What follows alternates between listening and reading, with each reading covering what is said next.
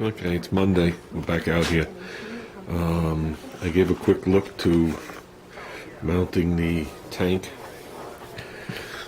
the way I discussed up onto here, but this just is not strong enough. I mean, it would never come off, but by the time you put it to here, I already ran a piece up and came to here, and without the tank, it's just way too flimsy in the center of the bumper here. This is only a little thicker than a fender. So, I mean, the fender's strong out here, the bumper's strong out there. So what I'm going to do is I'm going to leave that for next winter, unless I get bored throughout the summer. I'm going to concentrate on getting the car done and doing the parachute. And I'll leave that for a separate project, because I don't want to half-ass it. So, especially if I got to make up some nice supports behind everything, you know, all tucked away neat and clean. It might take me a month. So, let's get this bumper off. Still got to do those bolts down there. Got a lot of stuff to do, but let's get the bumper off. I have to fish my hands up in here to do this, so it's going to be a little, definitely going to be a little tight. But let's get it going.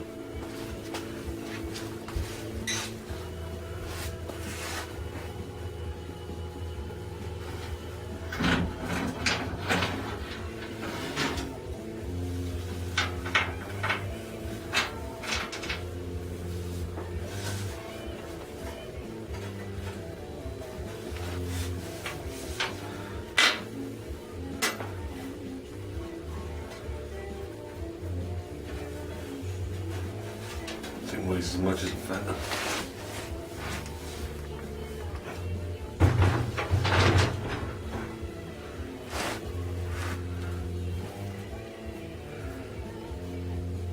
So, gotta clean it right there.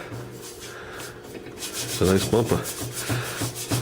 Definitely a nice bumper for original. So. If you really look at it close, when you come around the top, you can see very faint lines in it from age. But other than that, this thing shines really good. It doesn't shine as good as the 68, but the 68 I had both those re-chromed. So, well, that's it. Let me see what else I'm gonna do. Might start sanding in there. Let me take care of this. Here, the third one okay, got in there sanded where we put that plate, so we're good there. Right above it up in here. Little, I stripped it, cleaned it, whatever. There's tiny little pock marks. It's pretty much out of view, but it is sanded down to bare metal, and it was treated way back when. So I'm going to rely on filling that with some slick sand to finish that, because it's very minute, and you can't really get in there, and it's where the fender wraps around. This is actually the piece. If you remember, we put a piece of tin in here on the other one, so I had a weld, so I ground smooth, and I did the edge of it. That's nice. Just, it's like very slight pock marks up in here.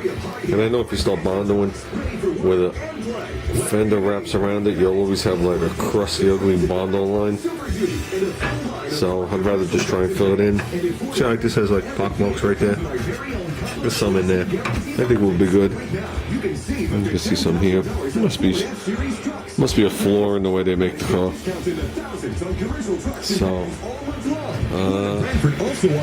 starting off slow. I gotta leave here in about a half hour because I really want to start working on the fender itself. But like I said, at least a thing a day. So, none of this is fully bolted on. It's missing a couple of bolts. So, we'll get going. Like I said, Ever feel like you're spending more? my schedule is to spray these two fenders next Monday and see how they look. Such Junior asked me yesterday, he goes, "Are the fenders done?" So I switched to the expensive. And I said, "We'll know if they're done as soon as I put some epoxy on them." I said, "Then we'll know how done they are." So, but I guess that's about it. I'd like to get the gate on while I got them here, but it's too much today to get that tailgate on. I still got to take those two little pieces and drill them and tap them. If you guys remember the pins for the hinges. If you remember, I cut the ends off and tapped them out. I could tap them back in and put a little like rosette weld at the end of it, but then I could never get the gate off again. So I was thinking of just drilling straight through them, tapping them, and putting a a nice bolt on there with the dotted drop, not dot, a little dab of Loctite on it. So if I ever have to get this gate off again, I will. So I guess that's it for today. Not a very highly productive day, but at least I'm out here doing something. So I did sand inside the headlights a little too. Yeah, that's it. Nothing else going on.